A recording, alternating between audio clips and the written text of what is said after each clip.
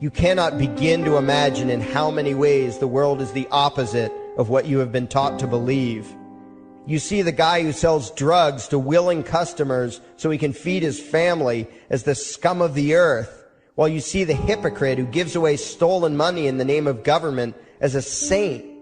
You see the guy who tries to avoid being robbed by the federal thugs as a crook and a tax cheat, but see as virtuous the politician who gives away the same stolen loot to people to whom it does not belong.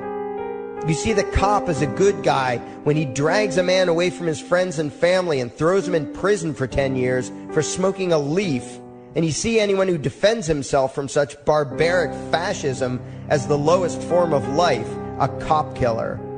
In reality, most drug dealers are more virtuous than any government social worker, and prostitutes have far less to be ashamed of than political whores, because they trade only with what is rightfully theirs, and only with those who want to trade with them. The upstanding, church-going, law-abiding, tax-paying citizen who votes Democrat or Republican is far more despicable and a bigger threat to humanity than the most promiscuous, lazy, drug-snorting hippie. Why? Because the hippie is willing to let others be free, and the voter is not. The damage done to society by bad habits and loose morality is nothing compared to the damage done to society by the self-righteous violence committed in the name of the state. You imagine yourselves to be charitable and tolerant when you are nothing of the sort. Even the Nazis had table manners and proper etiquette when they weren't killing people. You think you're good people because you say please and thank you? You think sitting in that big building on Sunday makes you noble and righteous? The difference between you and a common thief is that the thief has the honesty to commit the crime himself, while you whine for government to do your stealing for you. The difference between you and the street thug is that the thug is open about the violence he commits, while you let others forcibly control your neighbors on your behalf. You advocate theft, harassment, assault, and even murder, but accept no responsibility for doing so. You old folks want the government to steal from your kids so you can get your monthly check. You parents want all your neighbors to be robbed to pay for your kids' schooling. You all vote for whichever crook promises to steal money from other people to pay for what you want. You demand that those people who engage in behaviors you don't approve of be dragged off and locked up, but feel no guilt for the countless lives your whims have destroyed. You even call the government thugs your representatives, and yet you never take responsibility for the evil they commit. You proudly support the troops as they kill whomever the liars in D.C. tell them to kill, and you feel good about it. You call yourselves Christians or Jews or claim to follow some other religion, but the truth is what you call your religion is empty window dressing. What you truly worship, the God you really bow to, what you really believe in is the state. Thou shalt not steal, thou shalt not murder, unless you can do it by way of government. Then it's just fine, isn't it? If you call it taxation and war, it stops being a sin, right? After all, it was only your God that said you shouldn't steal and murder, but the state said it was okay. It's pretty obvious which one outranks the other in your minds. Despite all the churches, synagogues, and mosques we see around us, this nation has one God and only one God, and that God is called government. Jesus taught nonviolence and told you to love your neighbor, but the state encourages you to vote for people who will use the violence of government to butt into every aspect of everyone else's life. Which do you believe? To those about to stone a woman who had committed adultery, Jesus said, "Let him who is without sin cast the first stone." But the state says it's perfectly fine to lock someone up if they do something you find distasteful, such as prostitution. Which do you believe? The Christian God says, "Thou shalt not covet," but coveting is the lifeblood of the beast that is the state. You are taught to resent, despise, and hate anyone who has anything you don't have. You clamor for the state to tear other people down, steal their property, and give it to you. And you call that fairness. The Bible calls it coveting and stealing. You are not Christians. You are not Jews. You are not Muslims. and you certainly aren't atheists. You all have the same God, and its name is government. You're all members of the most evil, insane, destructive cult in history. If there ever was a devil, the state is it, and you worship it with all your heart and soul. You pray to it to solve every problem, to satisfy all your needs, to smite your enemies, and to shower its blessings upon you. You worship what Nietzsche called the coldest of all cold monsters, and you hate those of us who don't. To you, the greatest sin is disobeying your God, breaking the law, you call it, as if anyone could possibly have any moral obligation to obey the arbitrary commands and demands of the corrupt, lying, delusional megalomaniacs who infest this despicable town. Even your ministers, priests, and rabbis, more often than not, are traitors to their own religions, teaching that the commands of human authority should supersede adherence to the laws of the gods they say they believe in. Several years ago, I heard one pompous evangelical jackass in particular pontificating on the radio that anyone who disobeys the civil authority, be it a king or any other government, is engaging in rebellion against God. Those were the exact words he used. What if the government is doing something wrong? Well, this salesman for Satan opined, that is the business of those in government, and you are still obligated to obey. Everywhere you turn, be it the state or the church, the media or the schools, you are taught one thing above all else, the virtue of subjugating yourselves to mortals who claim to have the right to rule you. It is sickening the reverence with which you speak of the liars and thieves whose feet are so firmly planted on your necks. You call the congressmen and the judges honorable, and you swoon at the magnificence of the grandiose halls they inhabit, the temples they built to celebrate the domination of mankind. You feel pride at being able to say you once shook a senator's hand or saw the president in person. Ah, yes, the grand deity himself, His Royal Highness, the President of the United States of America. You speak the title as if you're referring to God Almighty. The vocabulary has changed a bit, but your mindset is no different from that of the groveling peasants of old who bowed low, faces in the dirt, with a feeling of unworthiness and humility when in the presence of whatever narcissist had declared himself to be their rightful lord and master. The truth of the matter, back then and today, is that these parasites who call themselves leaders are not superior beings. They are not great men and women. They are not honorable. They're not even average. The people who earn an honest living, from sophisticated millionaire entrepreneurs to illiterate day laborers doing the most menial tasks you can imagine, those people deserve your respect. Those people you should treat with courtesy and civility. But the frauds who claim the right to rule you and demand your subservience and obedience, they deserve only your scorn and contempt. Those who seek so-called high office are the lowest of the low. They may dress better, have larger vocabularies, and do a better job of planning out and executing their schemes, but they are no better than pickpockets, muggers, and carjackers. In fact, they are worse, because they don't want to rob you of just your possessions. They want to rob you of your very humanity, deprive you of your free will, by slowly leeching away your ability to think, to judge, to act, reducing you to slaves in both body and mind.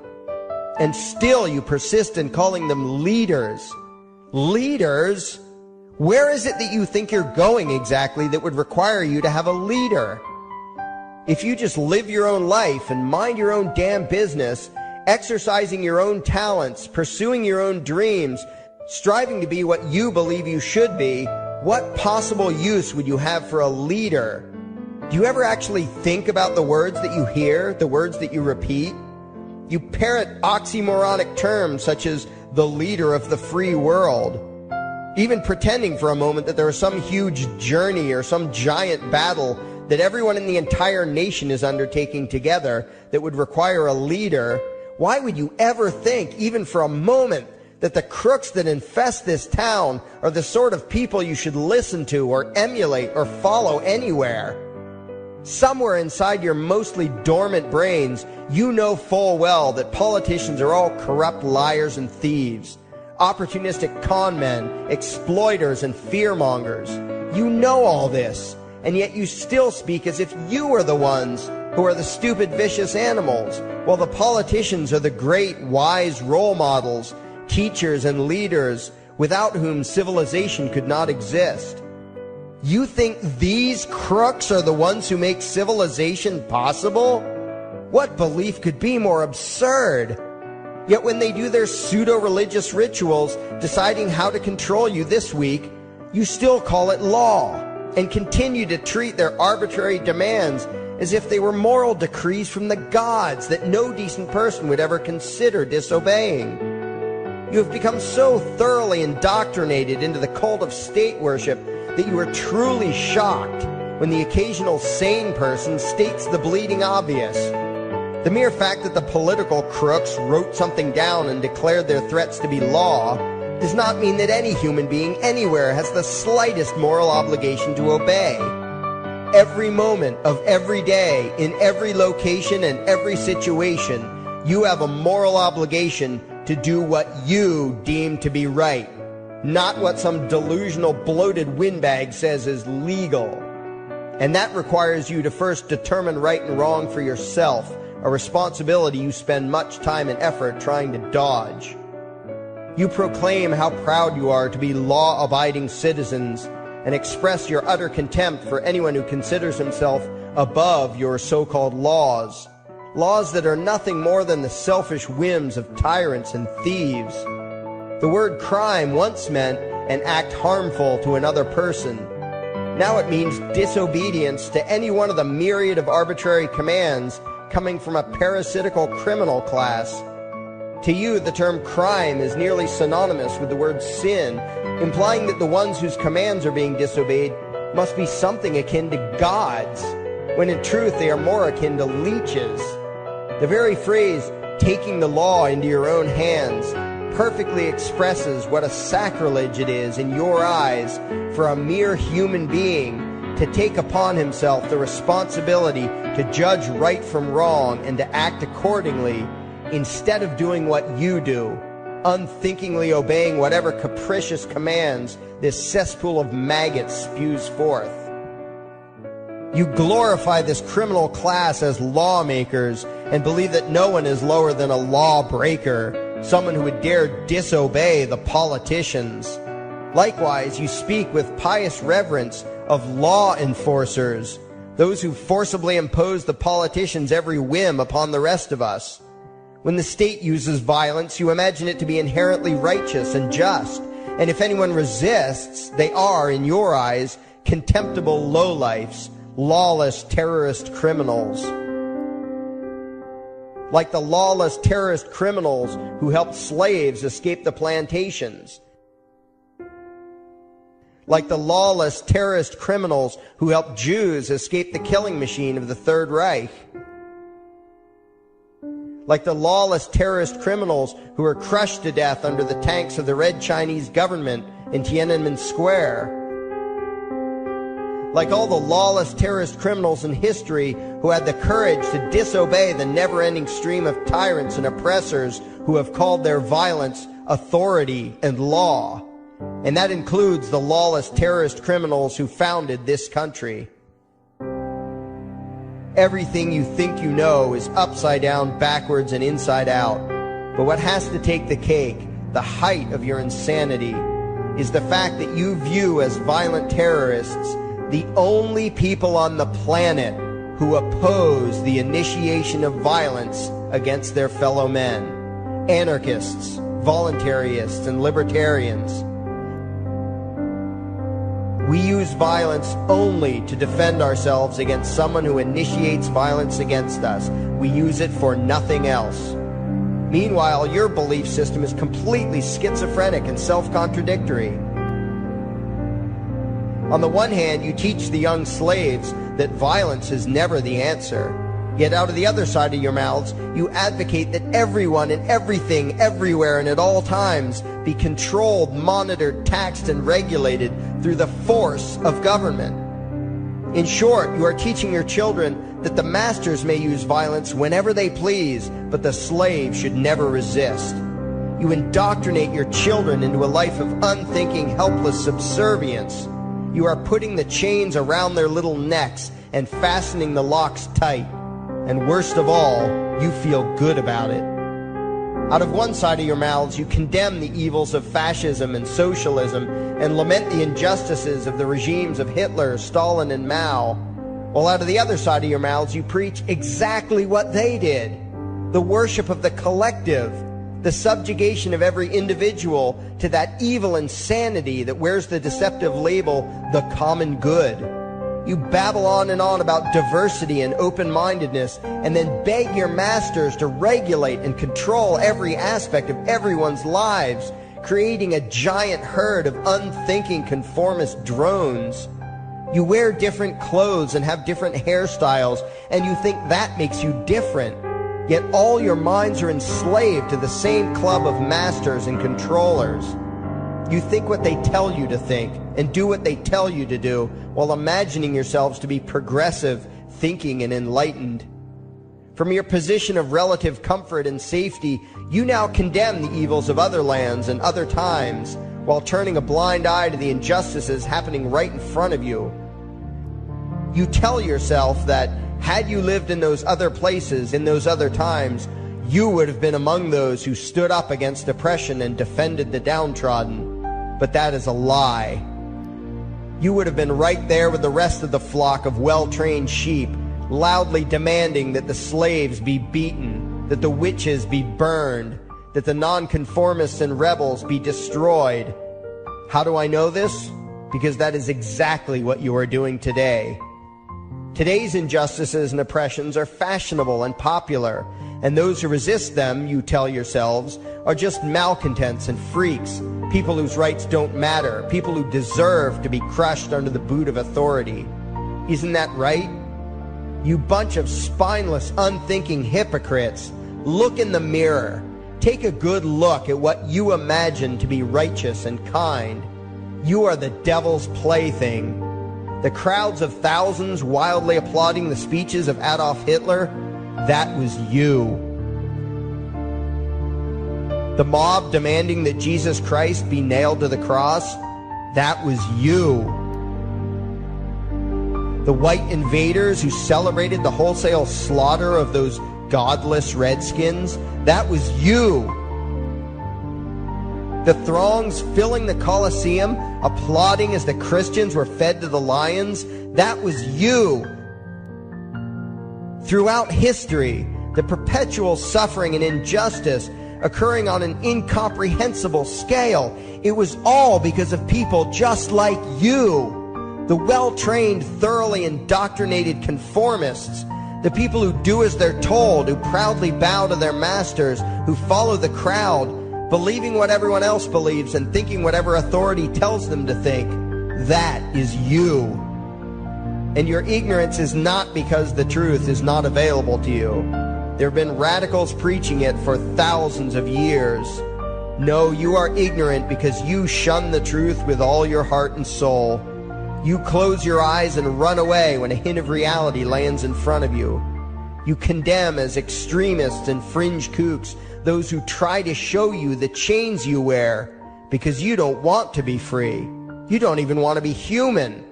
Responsibility and reality scare the hell out of you, so you cling tightly to your own enslavement and lash out at any who seek to free you from it. When someone opens the door to your cage, you cower back in the corner and yell, "Close it, close it." Well, some of us are finished with trying to save you. We've wasted enough effort trying to convince you that you should be free. All you ever do is spout back what your masters have taught you, that being free only leads to chaos and destruction, while being obedient and subservient leads to peace and prosperity. There are none so blind as those who will not see.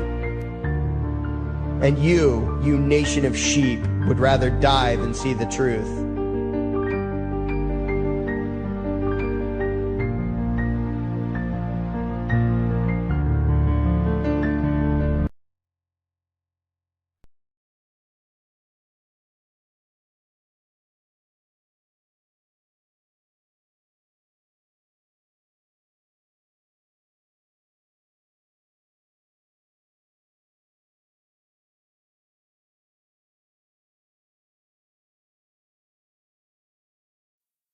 There is something I need you to do. Favorite, like and share this video.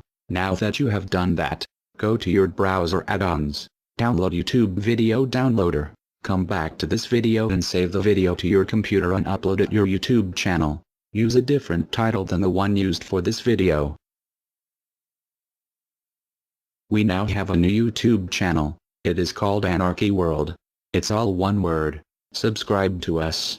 And the videos used in this video were by Lark and Rose. Also one word.